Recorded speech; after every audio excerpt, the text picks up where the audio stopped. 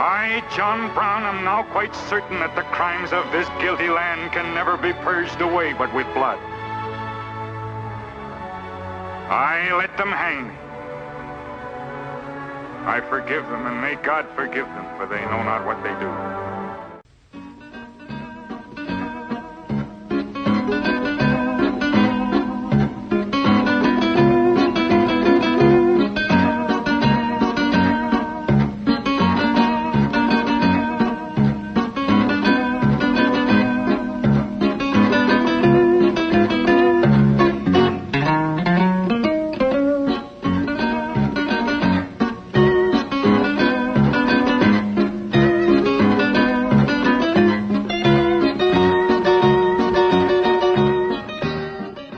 Name that actor in one note. No, you're not on. Are you on? Yeah, I'm on now. Yeah. All right, you can't do it. It's Raymond Massey. Raymond Massey. You might remember him. He was in Arsenic and the Old Lace with Cary Grant. Yes, that was way back, all right? Way back in 1943. But he was in a lot of movies. Raymond Massey. And that is from Santa Fe Trail. Santa Fe Trail, which, John Brown looks pretty bad in, with Errol Flynn, and Ronald Reagan was in that movie as well. He had some, so Massey was good, and that was the only, I couldn't find any other footage of John Brown delivering that speech, and that's right from the text. Today is the anniversary of John Brown's execution, in which he was made a martyr. There was an article by, not Dickens, but by Victor Hugo that was sent around the world asking that he be spared, and he wasn't. And in Virginia, he was executed that day, made a martyr he was a great man. He's my hero. And today we're going to play an interview I did recently with Cornel West, because he's not around today. He's, he's very busy. So I interviewed him about the death of John Brown. So we're going to talk about that. I also got some special guests. I got a musician who just got back from a 40-city road trip. You saw one of them. Should we play? Listen, I wasn't going to say this. This is not Assange Countdown to Freedom. This is just live on the fly. If you want to hear Assange or watch it from now on, you got to go to the website or live on the fly YouTube, because I'm going to be changing directions here. You know why, Reggie? I'm just not getting a lot of response for the Assange. I'm not raising any money, so we're going to try something a little more conservative. I want to have Ari Melber on next week, along with John Brennan. I'm just joking, folks. All right, just thought I'd get you nervous. There'll be an event on the 10th. In front of the UK embassy, not embassy, but consulate. And, there's a lot of speakers, and people are asking me if they can speak. I said, the only people now I'm going to put on are Cicero or Thaddeus Stevens. Great orators. Everyone wants to speak.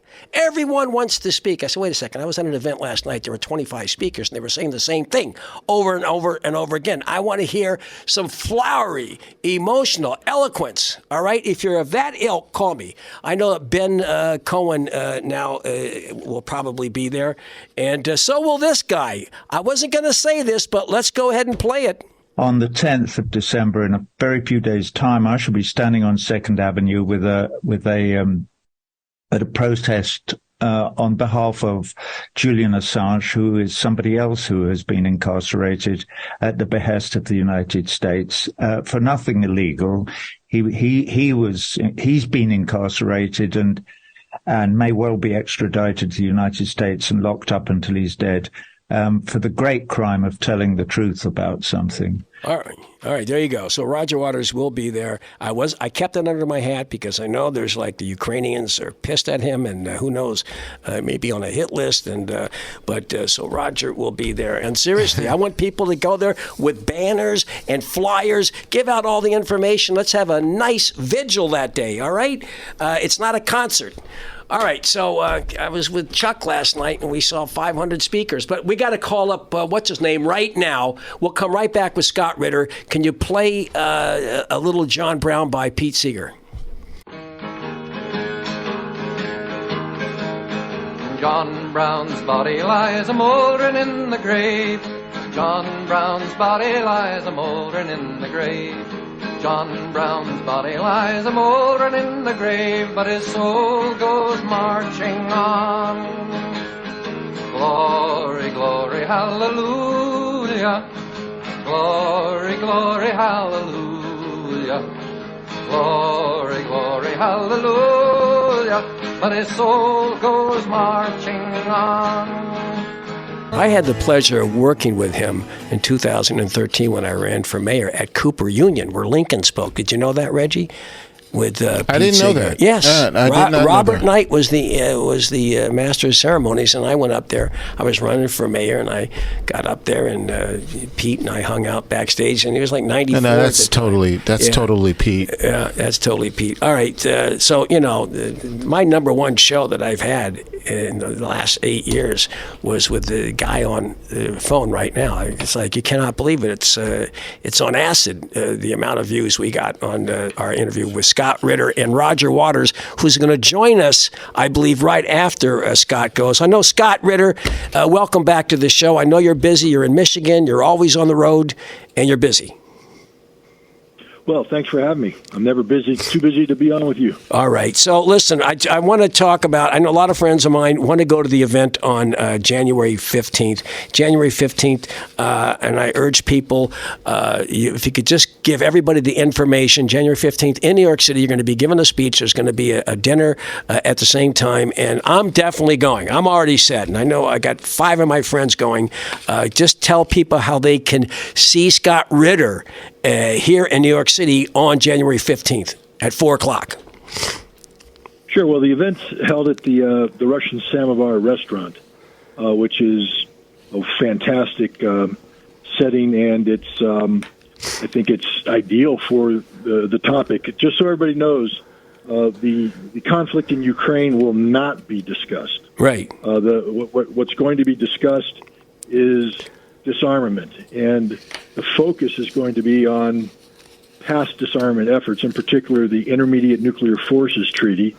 This is a book event, so I will be selling my book. Anybody who goes, go to the Russian Samovar website, and you can buy a ticket, and that ticket will get you not only their fixed price menu, but it'll also get you a copy of my book. Wow! You'll receive at the dinner, and then afterwards, I understand the author himself is going to stay around to sign the book if anybody wants him to. But it's going to be a very, I believe, important event. If you take a look at what's happening in the world today. Yes, I'd like you to talk about that. Russia in the United States is very high, and there's been a lot of talk about nuclear tensions. When you have global leaders talking about the potential of nuclear conflict, that should get everybody's attention. So the issue of disarmament is paramount. And I don't know if too many people realize, but on November 29th, the United States and Russia were supposed to meet in Cairo, Egypt, to continue discussions about the Strategic Arms Reduction Treaty. The Russians pulled out of this meeting, saying that the United States is not a reliable partner. How could Russia possibly enter negotiations with the U.S. at a time when the U.S. was embarked on policies designed to kill Russian soldiers and make the Russian people suffer? They said there's no trust. They don't trust the United States. They don't believe the United States is negotiating in good faith. They believe the United States is cheating on the existing treaties. And, frankly speaking, they're correct. But this is dangerous because if they're not talking disarmament, that means that the alternative could be nuclear conflict. And so that's why I think it's important that I wrote this book and that I had the opportunity to speak to people about this book, because the book provides a template of success at a time in the 1980s where relations between the United States and the Soviet Union were at least as bad as they are today between the United States and Russia. And yet, at that time, we found a path out, an off-ramp away from conflict. And I believe disarmament provides a similar possibility this day. But in order to do that, the United States is going to have to become a reliable negotiating partner. And right now, at least from the Russian perspective, we are not. Well, Scott, I got to tell you something. I think about it all day long. I'm waiting for a nuclear blast to hit Manhattan. Seriously, I think about it, and I think it's very possible. I didn't think about these things in the past, but now I do. And it's not just with Russia. By the way, the name of the book he's talking about is Disarmament in the Time of Perestroika. The other book you have to read as well is Scorpion King. Get those two books, folks. I've got them both. One you gave me, which was called, it's the recent one, and it's signed, but I'll get another one. I'll gladly pay to see you on the 15th at the Russian Samovar room. I hope there's a Samovar because I've never used one in my life, but I'd like to try it. So, Scott, what about the latest with China, with this saber rattling, with the squadrons up there, floating around the Chinese coast? What's that all about, and how dangerous is it? Well, if we had this conversation on November 25th, day after Thanksgiving, I would have told you that we're on the brink of a conflict with China over Taiwan that could very well go nuclear. And I've been on the record. I've spoken about that with you, and I have very strong feelings. I don't make those kind of assessments lightly, and it didn't please me to say that I'm afraid of a conflict between the United States and China that could go nuclear, and this conflict could happen sooner rather than later. But then on November 26th, something happened that nobody predicted, and that was that Taiwan had their equivalent of a midterm election. This was an election for mayors and town supervisors and things of that nature. Normally, only local politics is discussed, but the Taiwanese president decided that she was riding high on her movement towards independence, which would trigger a Chinese invasion. So she turned this election into a referendum of her policy towards China.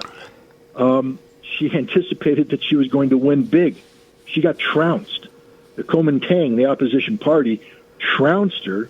And what this has done is taken, I believe, conflict off the table for the moment, because Taiwan is no longer in a position to pursue these policies. The Taiwanese people have spoken, and there's at least 2 years until the next national election in 2024 where this issue can come up again. But in the meantime, I think the Taiwanese are going to be putting this aggressive posture that they've taken vis-a-vis China on the back burner. And this will also create a buffer between China and the United States, where stupid games like the Americans play with their ships sailing around no longer have the same urgency attached to them. So I actually, for the first time in a long time, go to bed at night not worrying about the imminent threat of war with China. I think we have, at a minimum, a 2-year breathing room brought about by these Taiwanese elections. That both China, who does not want to invade Taiwan, and the United States, who realizes they can't beat China if China invades Taiwan, have both sides pull back and hopefully find a peaceful diplomatic off-ramp from this, this path towards war that they've both been headed on. Well, you're aware of that geography over there. You got bases in Jeju Islands. You got them down there, these lily pad bases off the coast of Australia. They're in Okinawa, and they've all got nuclear missiles pointed at China. So you don't think that nuclear exchange is imminent? That this isn't a dangerous situation? That they are surrounded with nuclear weapons? How do we start disarming these nuclear bases? Well, the first thing you have to do is make sure you don't go to war, which I think is the most important thing right now, and that's why I emphasize this buffer of space. This 2 years have been given, but once you can back down from war, now suddenly the negotiating table is sitting there, and this is where China and the United States have to sit down and have frank and honest, open discussions about how not only to de-escalate conflict, but to ensure that if conflict ever occurred, it could never go nuclear. And that means you need to put nuclear missiles on the table. It is time for China and the United States to engage in real, meaningful nuclear disarmament talks. And while those talks could start as bilateral, ultimately it would be best if it brought Russia into the mix, because you can't decouple America's nuclear posture globally and say, well, we're just going to talk about China, because whatever we do disarmament-wise with China impacts Russia in overall, ballistic missile count, nuclear delivery system counts, et cetera. So I think we're going to see, I believe we're going to see a path towards meaningful dialogue. Well, all right. So you got that one. I don't have time to talk about North Korea, but let's get back to Russia. I think, of course, that is a lot more tense, and scary. And you've talked about that. What is the situation right now in the Ukraine, and how does that redound on the conflict and escalating into a nuclear exchange? Well, first of all, let's start with the last part. There is going to be no nuclear exchange over Ukraine. All right. Russia is winning the war. They've won the war. There's nothing NATO, the United States, the collective West, anybody can do to prevent this from happening. Right now, there's this misperception in the West that somehow there could be a negotiated settlement. But, there's a trifecta that argues against that. First and foremost is the confession made by Peter Poroshenko, the former president of Ukraine, who says that the Minsk Accords of 2014-2015, which could have prevented a war had Ukraine simply implemented them, he said it was a sham. We never were going to do that anyways. It was just to buy time, 8 years, so we could build up our army to defeat Russia in the Donbass. Now, people were thinking, well, we're just going to throw that away because he's a former president, 10 times, we don't know. Then Angela Merkel gave an interview in Der Spiegel magazine last month where she said the same thing, that Minsk was simply to buy time so that the Ukrainians could build up their army. And she's one of the principal negotiators of Minsk, which means that the West never negotiated in good faith. Neither her, nor France, nor the United States negotiated in good faith. It was all about buying time to build up a military. And here's the final part. Last month, Putin met with the mothers and the wives of Russian servicemen deployed into the Special Military Operations Zone. And he said it was a mistake for Russia to believe that the West was serious about diplomacy. It was a mistake for us to enter those negotiations. We should have fought the war back in 2014. We would have won. This would have been over. That means he's never going to negotiate. Right. I think people need to understand that. Russia will never negotiate a settlement to Ukraine. This war will go until Russia achieves a decisive victory. And Russia's on the cusp of achieving that right now, with 300,000 troops showing up at a time when the Ukrainian army is being ground down into raw meat. 1,000 dead a day. 1,000 dead a day. Yeah. People need to reflect on that number. 1,000. And, they make it look, if you watch the mainstream media, which is a cheerleader for the Pentagon, if you watch any of it, and I do once in a while, it's like you watch Jim Sciotto, you would think that Ukrainian forces have passed Smolensk and they're chasing down the Russians in Stalingrad, all right, that they won all of these battles. When, in reality, they barely capture a toll booth over a bridge in Kiev. But they make it look like they're these substantial victories. I mean, Goebbels said the same thing during Stalingrad in 43, that the Germans were kicking butt. And why are we hearing these reports? To try to keep this illusion alive so we can put money into it? Well, yeah. Again, I wake up in the morning, I open up my computer, and I use AOL. I know I'm old, ancient. I do too.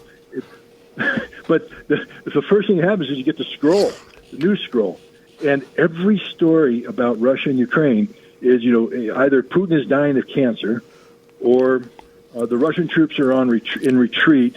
The Ukrainian troops are winning every major victory. Russian equipment doesn't work. There's no more missiles. They have no ammunition.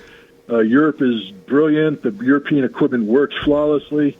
And I just feel like I'm living in a George Orwell novel. Right. I'm going, my God, this is literally doublespeak. Everything I read, it's the exact opposite. Yes, truth is the exact opposite. That's exactly how I feel when I read this stuff, and I listen to you and some other people who, who get banned from these programs because they don't want to know the truth. They don't want the public to know the truth. They just don't want us to know the truth. I guess this is all about weapons. This is about the weapons business. This is about military hardware being shipped over there. If they were to say that the Ukrainians can't win, then Raytheon and General Dynamics and Boeing can't win. Yeah, the military-industrial complex is a real thing. All right. Now, listen, Scott, I got to go, but you're in Michigan right now, and I want to reiterate that I will be there. And people, please join me. Go to that website at the Russian Samovar. Is it RussianSamovar.com? Is that it? Yep. RussianSamovar.com. And you'll see if you or email me, and I'll send you a link to the exactly how you can get in. I will be there, and a lot of my other friends will be there to watch Scott talk about his book, and you'll get a copy of the book, and we'll have a good time on January 15th. We'll have you back on before then, even though you're very busy and you're being chased down by Azov commandos up there in the mid-Hudson Valley, particularly out of Ellenville.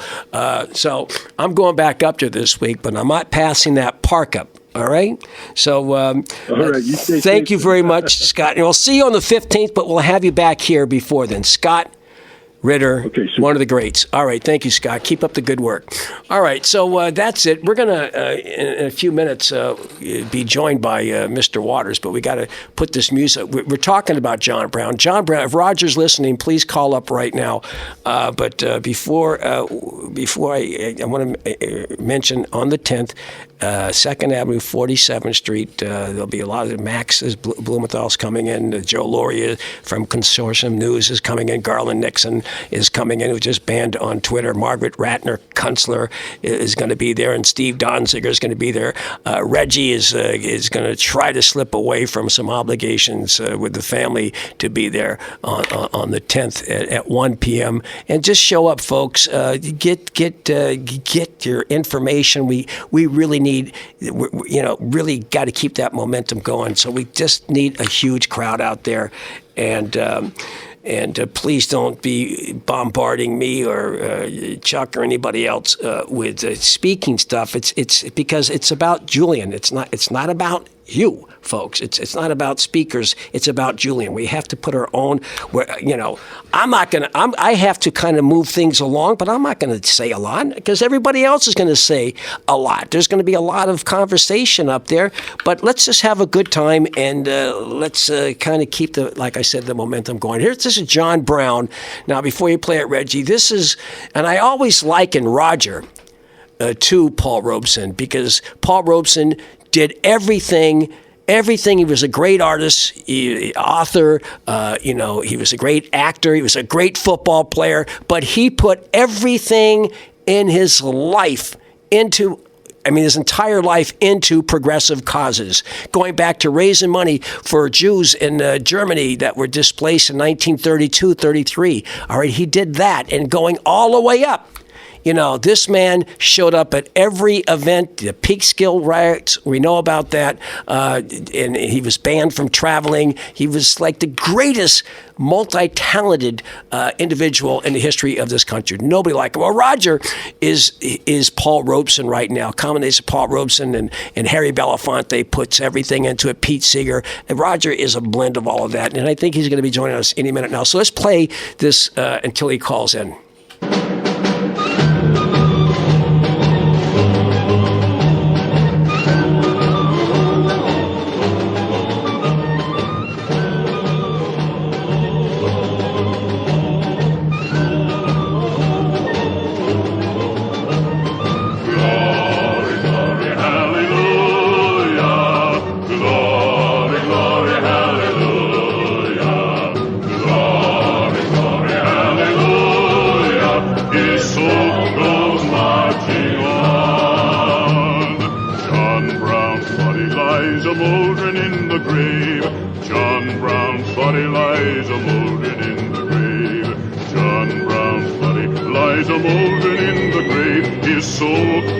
Marching on.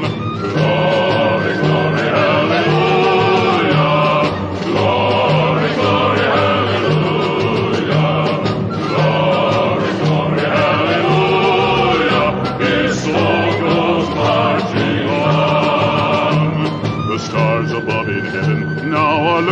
kindly down. The stars above in heaven now are looking kindly down. The stars above in heaven now are looking kindly down on the grave of old John Brown.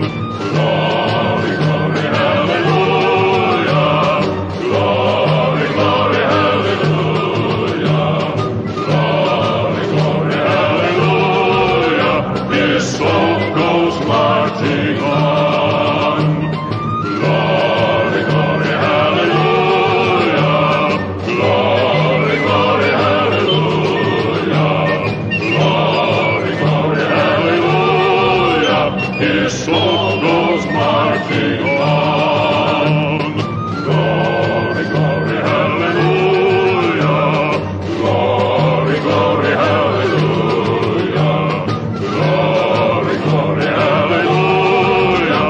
His soul goes marching on.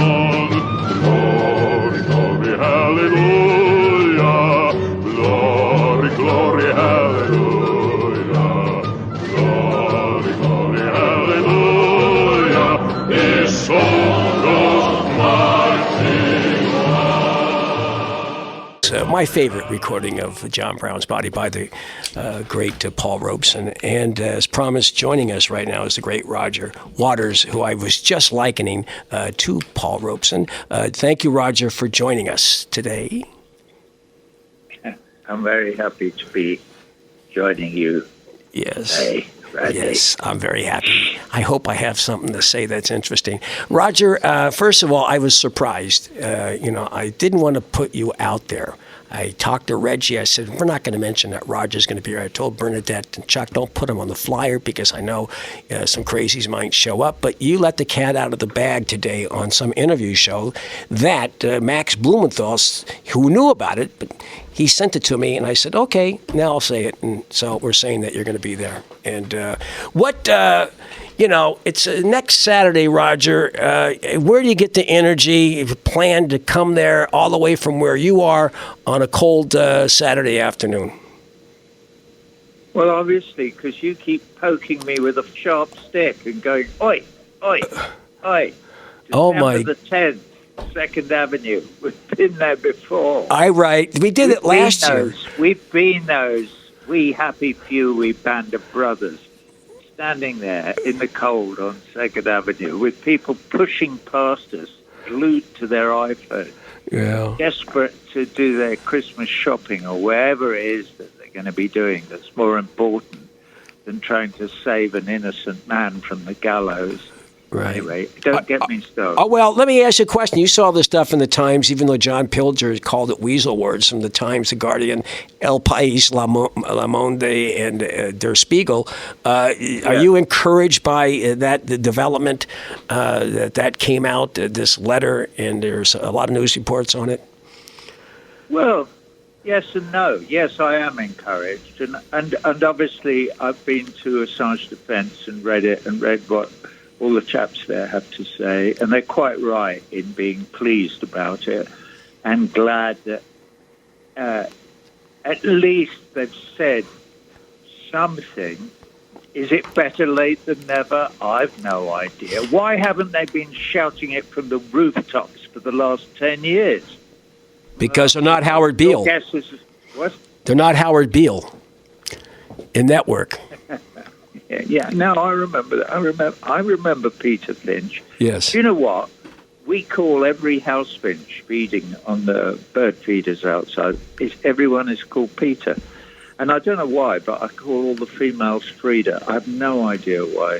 Well, she hung out with a lot of birds. So I'm well aware of Network and Howard Beale, and I'm well aware of Peter Finch and all that. But where have they been? And presumably, they haven't sat in a meeting, because it's Der Spiegel and the New York Times and the Manchester Guardian and a few other rags.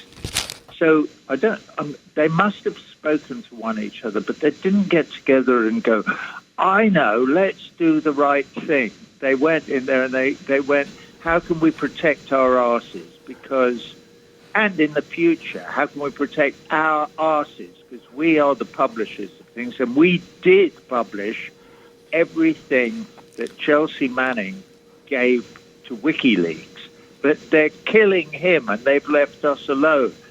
But it's a slightly unnerving to know that we are exactly guilty of the same crimes that they're not crimes. They're not crimes. Excuse me. Sorry, that was a slip of my stupid tongue. But we published exactly the same stuff that Julian Assange did. So we must have pissed them off in the same way, but they've decided to focus all of their bile and venom on him, and they've left us alone. Right. And they've left that blanky prick Roger Waters alone as well, because he's been publishing it at every single show that he's done since October 2010, which is when the Collateral Murder video was released for the first time. You played that back then? You played that back in 2010? I did not know that. Yeah, it was the start of the Wall show. We did it. We put it into the very first public performance of the Wall since 1990, which was in September in 2010 in Toronto. I remember it well. So I don't know, Randy. I'm glad that they put this letter out, but where have they been all this time? And why isn't it now widely picked up? And why will all those hunters on 2nd Avenue outside the British consulate, where I will be on Saturday afternoon, alongside you and Donziger and Laurie and all the other stalwarts who are always there at all these things, we happy band of brothers will be there, but why aren't all those people out doing their Christmas shopping in the street to support freedom of speech and freedom of the press? I'll tell you why, because they are brain dead. They don't realize how dangerous this is. Yes. That's right. You're right. And there's going to be, I know some of the usual suspects. I expect a lot more people to come. Look, I watched 5 of your performances of This Is Not a Drill. And when you did the Assange stuff, it got rousing response. Did you find that at the other 40, like in Mexico? Did you find it in Orlando, Raleigh, where I actually was? Did you find the response good, encouraging to the Assange the video and other stuff that related to it? Yes, of course I did. But what you have to remember is that my audiences are bound to have a fair number of people in them who have followed my work over the years and who understand what my politics are, and who, consequentially, not because I've taught them anything, but because they are people who have come to the same conclusions as I have, that what gives us more joy in the long run is to stand up for our brothers and sisters and for human rights and so on, and more equality and so on and so forth. And that brings joy to our lives, and those people have understood it. So it's not a surprise to me that my audience would cheer when they see Chelsea Manning's name on the screen. They give her a big cheer, and so they should, and obviously Julian Assange as well.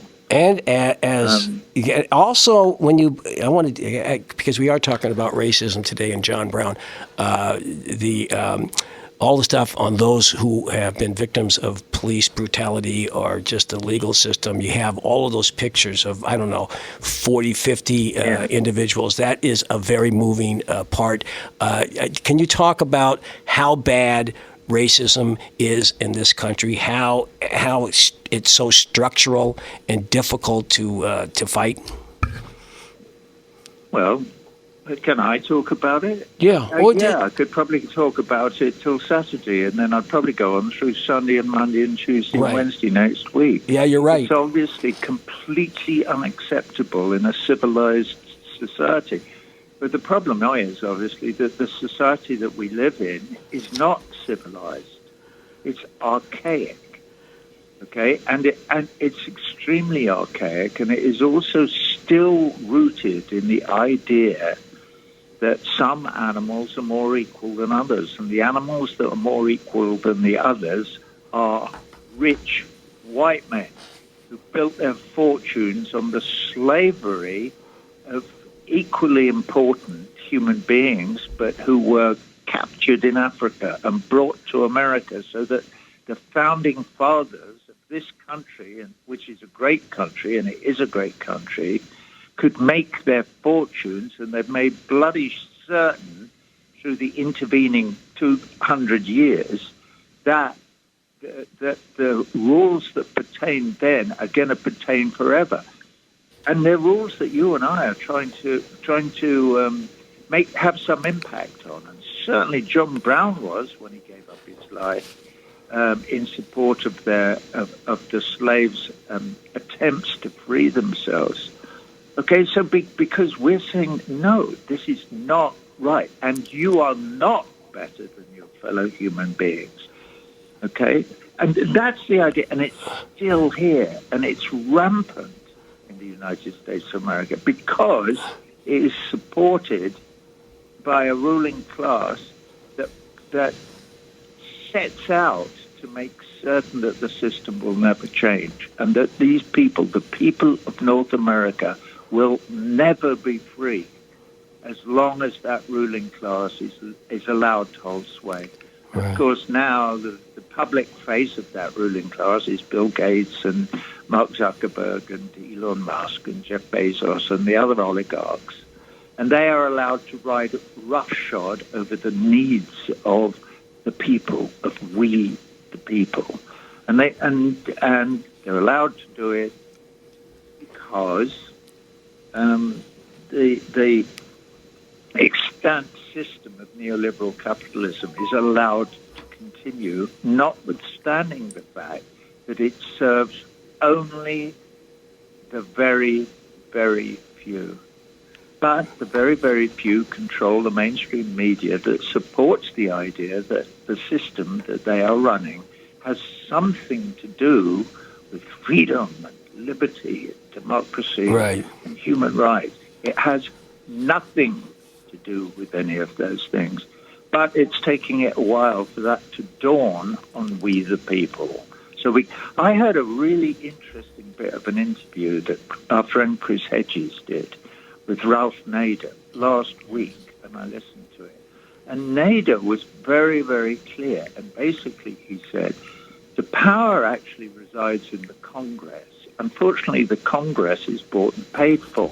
If the Congress actually represented the needs and leanings and desires of the people of this country, the Congress could say, there's only 538 of them. It only needs 260 to be a majority. The Congress could say, we are not going to war in foreign countries again. They could say that. They could. And they could prevent it from happening. They could say, we are not going to allow the 0.1 or 2 or 3 of 1% of the people in this country to tell us what we can or can't do. We are not going to let them tax the poor, to feed them, to make the rich wealthier. We are not going to allow them to continue in a society where we have no social services, no health care, no help for the homeless in the streets, no education for our children, nothing for the people. It's all directed to feathering the nests of the ultra-wealthy. How much do they need, Roger? Look, Roger, I was in D.C., as you know, on that truck for 4 months, and I got to see a lot of homeless people from Union Station to McPherson Park, like 6 or 7 other parks, people in pup tents like, it was 1931 at Lafayette Park in D.C. It hasn't changed, but they have no money for that, but $39 billion in addition to what they've already given to this Ukrainian deal, stretch that out, and then another $10 billion to give to Johnson & Johnson, and another $500 million to prosecute Julian Assange. Where are our priorities? Why do the people walking past you and me on 2nd Avenue on the 10th of December allow it? Because they have the power to say no, but they're going to have to stand up and say no. So wouldn't it be a good thing if they all stood up on 2nd Avenue on the 10th of December, shoulder to shoulder with us, and said, no, you claim that you believe in freedom of speech and freedom of the press and the First Amendment to the Constitution and all of those things, but if you did, Assange would be free. He would have been free 10 years ago. He would have been free to to leave the Ecuadorian embassy and to carry on with his life as a publisher of the news, the truth. But he couldn't, because he knew you were going to try and kill him, and you are trying to kill him. Stop it. Roger, I asked this to everybody. Roger, I asked this question to everybody before I let you go, that is, who's really behind this? Who's behind the curtain? Isn't it the CIA? It's not really Merrick Garland. It's really the CIA that's driving this prosecution, and they are a tough customer to deal with. Well, that's because they are a representative of the ruling class. The CIA is, and the FBI is. I'm not saying some FBI agents don't do good work sometimes, and I'm not saying that there isn't sort of normal crime that we as a society might think it was a good idea to do something about. People might say, well, how would you feel if somebody broke into your house and was murdering your family? And you have to go, well, I wouldn't feel good. And A, I would defend them personally, obviously, and B, it would be really good if we had an organized a system of law and order so that we could pick the phone up and say, wait, there's somebody murdering my children. Could you come and help? And they would. I'm not saying that that's a bad thing. That's a good thing. But that's not what's happening there. This is the covert, secret implementing of policies to make rich people richer and poor people poorer. That's what the CIA is used for. And poor foreign people, the CIA, because there is so much covert action. You brought up Ukraine a minute ago. Obviously, the CIA was involved in the Maidan coup in Ukraine in 2014. It didn't start this dreadful slaughter in the Ukraine, but it wouldn't have happened without it. So Victoria Nuland over there sticking a stupid nose where it doesn't belong was a large part of what caused this current war, and which, as you say, is siphoning off money that is so badly needed for health, education, blah, blah, blah, infrastructure, this, that, the other, for problems at home. It's really difficult for most people living in the United States at the moment. But why won't they stand up and do something about it? I don't know. I don't know. I think we're going to have a big turnout on, I really do, your popularity. Wouldn't that be great? It really will be. Everyone wants to do it now. Because you're doing it, Ben Cohen is now coming in from Boston to do it, and Steve Donziger is definitely there, Margaret Kunstler, and Joe Loria, Max Blumenthal. Please join us on the 10th at 1 p.m. on 47th and 2nd Avenue. I know it's going to be better than last year, Roger. It really will be. And it's you really are going to break. I told you I was not going to publicize you. I said no because of this Ukrainian business out there, and I was worried. But you let the cat out of the bag today. So I don't remember letting it out of the bag, but I'm glad I did if it will help anybody. You said it on an interview you did earlier. I'm not frightened to stand up and support Julian Assange, obviously. Right. It beggars belief that the man is still in a high security prison. Makes me in sick. England, which he is, at Belmarsh Prison in Kent. It makes me sick. Disgusting. It's such a dreadful miscarriage of justice. But of course, the government in the United Kingdom for at least the last 20 years has just been a puppet of the United States, and they do as they're told. And this new Prime Minister is no different from the last one, who was no different from the idiot Boris Johnson, who was no different from David Cameron, who was no exact. And it goes on. Yeah, Tony Blair, all the way back to Tony Blair, yeah, to Maggie Thatcher, going all the way back. Roger, we're going to have to play a part of this interview with Cornel West. We're only going to play part of it because this has been such a fascinating conversation. I told you I wouldn't hold you down. Well, I don't want to get in the way of Cornel because he's a big hero of mine, as you can imagine. So this is a recent interview that I did with him because he couldn't make it today. So I'm going to play 10 minutes of this interview. I guess you could turn it on unless you want to hang out and listen to 10 minutes of Cornel West on the phone. I probably will. level. Okay, why don't you keep him on, and let's just play this part. I asked Cornell, I said, thank you, Cornell. This is the second, whatever. And this is Cornell's response. Here he is. Oh, you know it's Brother Westo, man. What a blessing to be with you, my fellow freedom fighter and cellmate with Carl Dix and Steve Phelps and the others fighting Stop and Frisk. We were singing Motown in the cell, my brother.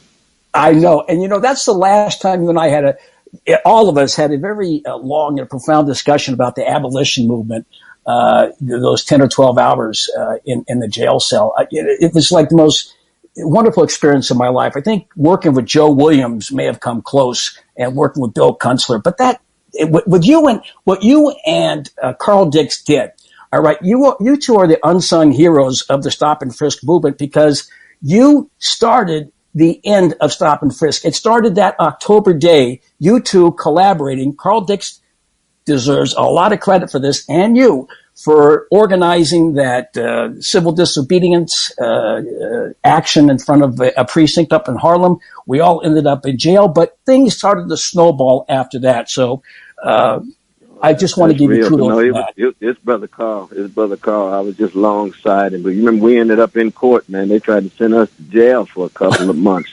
as well. But we were embodying the spirit of John Brown, Harriet Tubman. Yes. Well, truth. You know what I mean? Henry Highland Garnett, Frederick Douglass. That's what we were doing. But you mentioned Victor Hugo's powerful words when he said there's something more frightening than Cain killing Abel, and that is Washington killing Spartacus. America, know and ponder on this.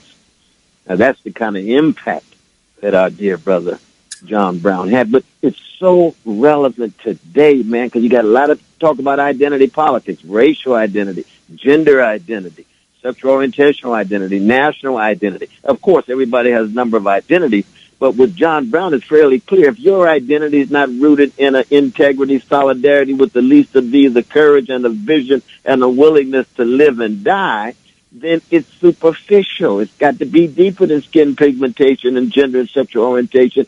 It has to do with one's character, what risks you're willing to take, what quality of service are you willing to render. John Brown is one of the great examples of a vanilla brother who was willing to die for black people against white supremacy. And even Frederick Douglass, remember his famous speech in 1881 where he talked about John Brown. He said, John Brown's zeal in the cause of freedom was infinitely superior to mine. Mine was as the taper light, his was as the burning sun. I could speak for the slave, John Brown could fight for the slave. I could live for the slave, John Brown could die for the slave. Now that's Frederick Douglass at Storer College at Harper's Ferry, the black college, in 1881. Now, we know, of course, that, Frederick Douglass's love of black people is beyond description. But he's saying that John Brown's love of black people, he's saying John Brown's zeal of fighting white supremacy was that intense. And he's not the only white brother or sister like that. You got the Ann Brake, you got the Rabbi Heschel, you got the Lydia Maria Child. We can go all the way up to the William Kunstler, the Charles Garys, the Flint Taylors. I mean, it goes on and on. We have to understand this is a moment of deep solidarity with the rest of the earth. This is a moment of integrity and telling the truth about so many of these narrow neoliberal discourses about identity that don't say a mumbling word about predatory capitalism and Pentagon militarism. Well, you mentioned, I want to stop you there with Lydia Maria Child. Well, I saw you at Colby College, the deliver speech at Colby College, and you talked about her and the contribution that she made along with Elijah Lovejoy. I had no idea until I saw that speech by you that Lovejoy also was a graduate of Colby College. Can you talk about those two and what an impact that Elijah Lovejoy's death had on John Brown? But that Elizabeth deal there. That's crucial. Well, one, first, Lydia Maria Child, of course, her connection with the great David Walker. David Walker's appeal is probably the most powerful prophetic indictment of evil in the emerging American empire. 1829, he'd be dead just a few months later. Then she writes her appeal just a few years later. And then with Elijah Lovejoy, who himself also went to Princeton Seminary, as you know. Yes. Ended up in Alton, Illinois, with an abolitionist paper. 3 times he was attacked. He's then killed his brother Owen, building on the legacy. And the death of Elijah Lovejoy, what did John Brown say? Here, almost like Martin Luther, here I stand. I am going to devote the rest of my life, blood, sweat, tears, body, heart, mind, soul, to the abolition of slavery in the name of his deep love for black people. Of course, he's coming out of biblical scripture, and he's got his interpretations of biblical scripture in terms of his love of neighbor and his fundamental identification of God with the oppressed. And that's why Harriet Tubman said what? He was the greatest white man that ever lived. That's why Ralph Waldo Emerson said what? John Brown made the gallows glorious like the cross. This is Ralph Waldo Emerson with Henry David Thoreau way up in Concord, Massachusetts, saying that about John Brown. Yeah. I'm so glad you focusing on him, man. I hope people read the great novel by my dear brother Russell Banks, Cloud Splitter. He wrote that right across the street from me when we were living together. Princeton is one of the great American novelists, but he spent years and years working on John Brown, moved himself up to where John Brown himself was living in New England for a while just to get a sense of John Brown. But nobody like John Brown, though, brother. He's something. Oh, listen, you're absolutely right. You know, I haven't read that bio, but I did read most of Du Bois's tribute to John Brown. And here's what he says in the preface, and I don't know if you agree with this. This is a tribute to a man of all Americans who has perhaps come nearest to touch the real soul of black folk. Of black people, folk. We read that together, brother. I remember that at the beginning of 1909. Yes. Great biography by Du Bois. You remember he goes on to raise that question, was John Brown simply an episode or was he an eternal truth? Is this just going to be an aberration? Will America remain white supremacist to the end of its own decline and fall as an empire? Or will John Brown send a message so that we engage in fundamental transformation of America that hits not simply the vicious legacy of white supremacy, but also is concerned about poor and working people of all colors?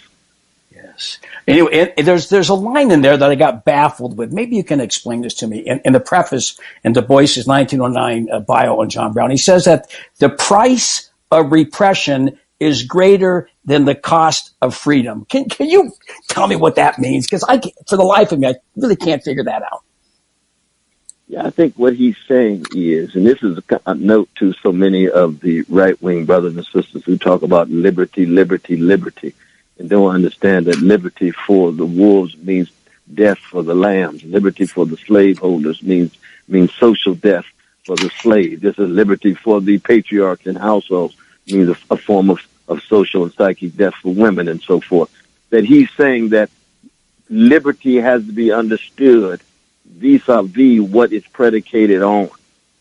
And that if your liberty is predicated on domination, if your liberty is predicated on occupation, if your liberty is dedicated on subordination, then in fact it's not worth it and it will not last.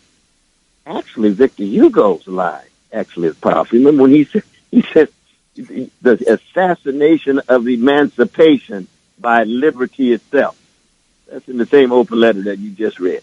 Right. Well, I'm going to tell you something. Victor Hugo was liberty itself. That is the same point that the repression, which is the precondition of a small number of people's liberty, is never worth it. Because sooner or later, chickens come home to roost. You're going to reap what you sow. Wow. That is exactly. I'm so glad that you explained that to me because I read it a dozen times. Exactly what that means. And thank you for helping me out on that. I want to talk about some of the other people in Brown's life, most notably Theodore Parker. Now, Theodore Parker, the great Theodore Parker. That's yes. Our brother now. That's our brother. Absolutely. Yes. And so talk about Theodore Parker was one of the secret six. Books on Theodore Parker. I love it. I love it, my brother. Yeah. Well, tell us about Theodore Parker. Actually, he was a student of Lydia Child's husband. I think his name was Converse Francis, also at Colby College. I did not know that, but Theodore Parker became very close with John Brown.